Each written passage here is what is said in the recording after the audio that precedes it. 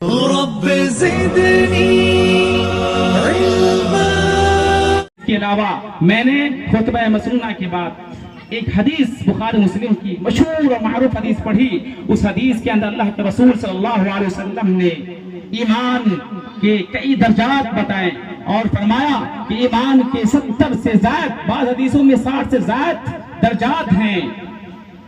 سب سے اعلیٰ درجہ لا الہ الا اللہ کہنا ہے، اور سب سے ادنا درجہ راستے سے تکلیف دہ چیز کو ہٹانا ہے، اور حیا ایمان کا ایک شعبہ ہے۔ میرے دینی ملی بھائیوں، بہنوں، ماؤں اور طلبہ اور طالبات اور سامعین و سامعات، اس حدیث کے اندر اللہ کے رسول صلی اللہ علیہ وسلم نے لا الہ الا اللہ کو سب سے اعلیٰ درجہ قرار دیا ہے، اور بلا شبہ توحید، صحیح اسلامی عقیدہ ہماری زندگی کا سب سے بڑا سرمایہ ہے۔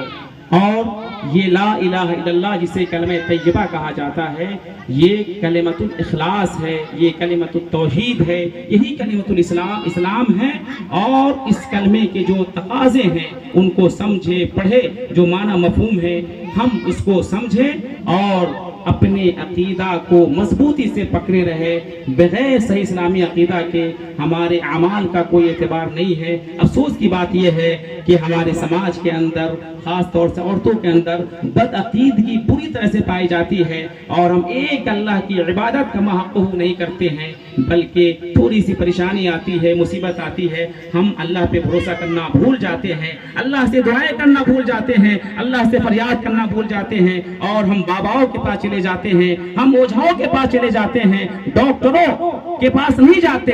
ڈاکٹروں کو، دواؤں کو اللہ تعالیٰ نے اسباب بنائے ہیں، یہ ہمارے لیے جائز ہیں اور یہ اللہ کی طرف سے ہے، شریعت کی طرف سے ہے۔ ہم دواؤں کا استعمال نہیں کرتے، ڈاکٹروں سے ہم رجوع نہیں کرتے، بلکہ باباؤں سے مشورہ کرتے ہیں، اور ان کے کہنے پر ہم اپنے گلے میں تعویذ لٹکاتے ہیں، ہاتھ میں دھاگا باندھتے ہیں، اور کیا کچھ کرتے ہیں جو ہمارے لیے بربادی کا ذریعہ ہے، ہلاکت کا ذریعہ ہے، اور ہم غیر شعوری طور پر لاعلمی میں شرک کر بیٹھتے ہیں، جو شرک اس دھرتی پر، اس کائنات میں سب سے بڑا گناہ ہے، سب سے بڑا ظلم ہے، سب سے بڑا خطرناک معاملہ ہے۔ اگر شرک ہے، انسان کی دنیا برباد ہو جاتی ہے، آخرت برباد ہو جاتی ہے۔ اسی طریقے سے توحید، صحیح اسلامی عقیدہ سب سے بڑی عبادت ہے، سب سے بڑی نیکی ہے، سب سے بڑی خیر ہے، اور سب سے بڑی بھلائی ہے۔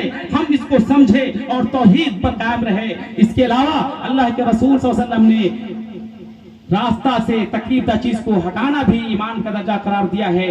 سماج اور معاشرے کے اندر توحید کا عقیدہ ہونا چاہیے، اور اس حدیث میں اللہ کے رسول نے ہمیں بڑی تعلیم دی کہ دوسروں کے لیے تکلیف کا ذریعہ بننے والی چیزوں کو ہمیں ہٹا دینا چاہیے، ختم کر دینا چاہیے۔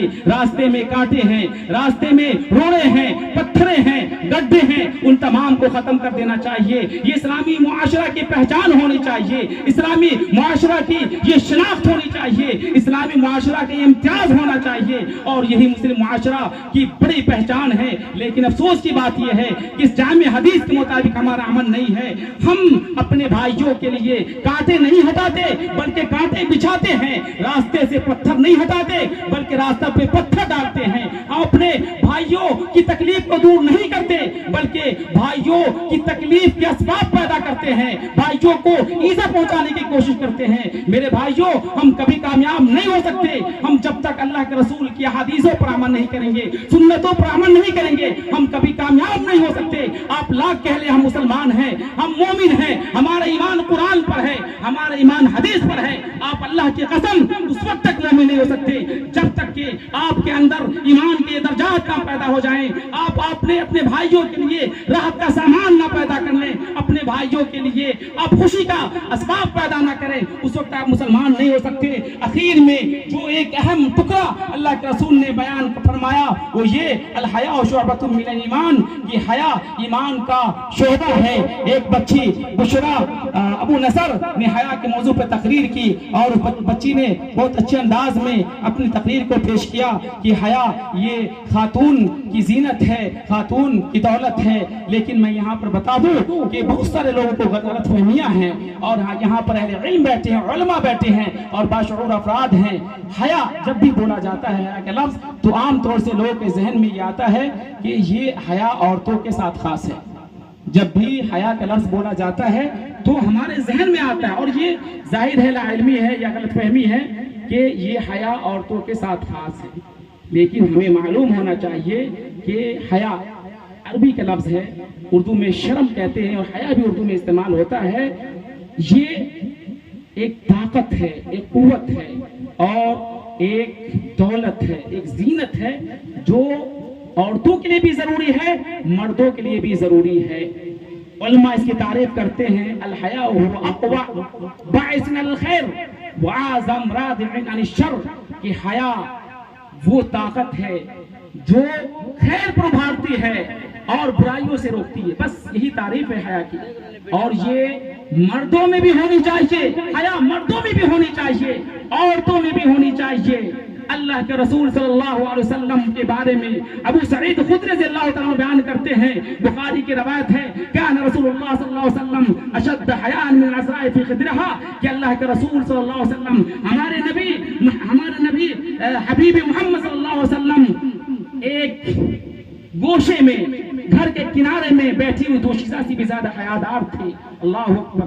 ایک 15-16 سال کی دوشیزہ لڑکی کے اندر جو حیا ہوتی ہے، جو شرم ہوتی ہے، اس سے بھی زیادہ حیا ہمارے نبی کے اندر پائی جاتی تھی. تو یہاں پہ پتا چلتا ہے کہ حیا مردوں کے اندر بھی ہونی چاہیے، عورتوں کے اندر بھی اور مردوں کے اندر بھی. کیوں؟ اس لیے کہ یہ حیا زینت ہے، یہ حیا انسان کی زندگی کے لیے خوبصورتی ہے، اور یہ حیا علم، ادب اور ایمان کے بعد پیدا ہوتی ہے. لہذا ہم تمام کو حیا کی دولت سے مالا مال ہونا چاہیے، حیا کی زینت سے ہمیں لیس ہونا چاہیے. اللہ کے رسول کی مشہور حدیث ہے، ما كان الفحش في شيء الا شانه وما كان الحياء في شيء الا زانه. ابن ترمذی کی صحیح حدیث ہے کہ کسی چیز کے اندر فحش کاری پیدا ہو جاتی ہے، برائی پیدا ہو جاتی ہے، تو چیز بدبودار ہو جاتی ہے، بدنما ہو جاتی ہے اور خراب ہو جاتی ہے. اور اگر کسی چیز کے اندر حیا پیدا ہو جاتی ہے تو وہ چیز خوبصورت بن جاتی ہے. مختصر میں باتیں ہو رہی ہے اور معذرت کر رہا ہوں، کچھ ضروری باتیں تھی کہ حیا یہ خوبصورتی کا ذریعہ ہے، بلکہ حیا ہی دراصل خوبصورتی ہے. مرد کے اندر حیا ہے تو خوبصورت ہے، عورت کے اندر حیا ہے تو خوبصورت ہے. خوبصورت ہے اور خوبصورت ہے، دونوں چیز ہے. اگر حیا نہیں ہے تو انسان بدصورت ہے. اللہ کے رسول کی حدیث ہے، اذا لم تستحی فاصنع ما شئت. جب تمہارے اندر سے حیا ختم ہو جائے، شرم ختم ہو جائے تو تم جو چاہو کرو. یعنی حیا ایک دیوار ہے، حیا ایک طاقت ہے جو ہمیں گناہوں سے روکتی ہے اور نیکیوں پر ابھارتی ہے. تو جب حیا ختم ہو جائے تو انسان گناہوں میں مبتلا ہو جائے گا اور نیکیوں سے دور ہو جائے گا. اسی لیے اگر حیا کی دولت سے ہم لیس نہیں ہوتے، حیا کی زینت سے ہم مزین نہیں ہوتے، تو پھر ہم اس دھرتی پر بدصورت انسان ہیں اور ہر اعتبار سے گئے گزرے ہیں اور ہماری کامیابی نہیں ہو سکتی اور اللہ کی نگاہ میں کبھی محبوب نہیں ہو سکتے، اور ہم دنیا اور آخرت کی کامیابی، کامرانی، سعادت کبھی حاصل نہیں کر سکتے. اسی لیے آپ اپنے اندر حیا پیدا کریں اور ایمان کے جو شعبے ہیں، ایمان کے جو درجات ہیں، صحیح اسلامی عقیدہ ہو یا اپنے بھائیوں کے لیے تکلیف دہ چیز کو ہٹانا ہو یا تکلیف کی چیزوں کو ختم کرنا ہو یا پھر حیا ہو، تمام چیزوں کو اپنے اندر پیدا کیجیے. لیکن افسوس کی بات یہ ہے کہ ہمارے سماج کے اندر، معاشرہ کے اندر یہ حیا جیسی دولت کا فقدان ہے. اگر حیا نہیں تو کچھ بھی نہیں ہے، اور یہ حیا ہمارے ایمان کا خلاصہ ہے، ہمارے دین کا خلاصہ ہے. بغیر حیا کے ہمارے اعمال کا کوئی اعتبار نہیں ہے، بغیر حیا کے ہمارے افعال کا کوئی اعتبار نہیں ہے، اور ہم کسی بھی طور پر اللہ تعالیٰ کی رضا حاصل نہیں کر سکتے. لہٰذا ہم تمام سامعین و سامعات سے گزارش کریں گے کہ آپ اس حدیث پر عمل کریں اور اپنے اندر صحیح اسلامی عقیدہ پیدا کریں اور اپنے بھائیوں کے لیے خیر خواہی کا جذبہ پیدا کریں اور آپ حیا کو پیدا کریں، تب جا کر کے آپ مسلمان ہوں گے، ایمان والے ہوں گے اور دنیا اور آخرت میں کامیاب ہوں گے۔ میں